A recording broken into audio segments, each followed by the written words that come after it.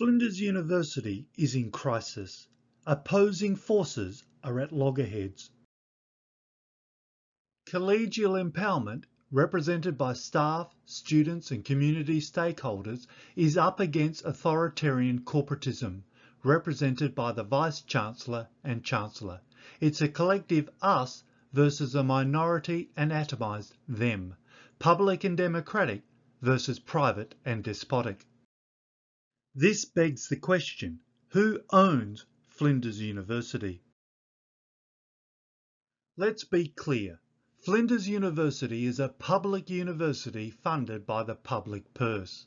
As such, it is owned by no one and everyone all at once. We, together, the community, own Flinders University and are entrusted with its care and protection from harm. As caretakers and caregivers, we will pass on the university, its character, ethos, wisdom and material artefacts to others when we move on. They too will nurture the university in their heads and hearts. Our obligation is to leave the university in better shape than we found it. That's our sacred task.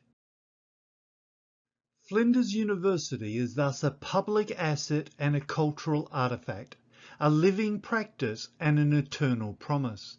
It is the promise of hope, humanity and human advancement. Its mission is to serve the public interest. That means Flinders University exists to serve the university community and wider public. Its task is to create a safe and productive space for unfettered freedom in research, teaching, learning and community engagement, to democratise knowledge and disseminate hope. That's its sacred function. And yet, against the public interest, against our collective efforts and fears, Flinders University has been taken over and hijacked by a small cabal of infiltrators peddling corporate interests and a private neoliberal enterprise.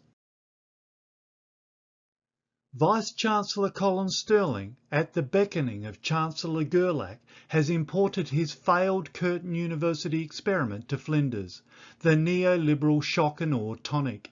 The destructive private enterprise does not serve the interests of staff, students or the public. On the contrary, if the Flinders experiment were exported across the country, then the whole sector would be in jeopardy, the public goods stolen and irreparably damaged.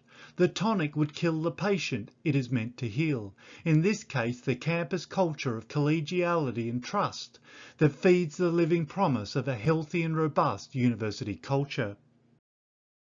Several questions thus follow. Whose interests are served by the restructure?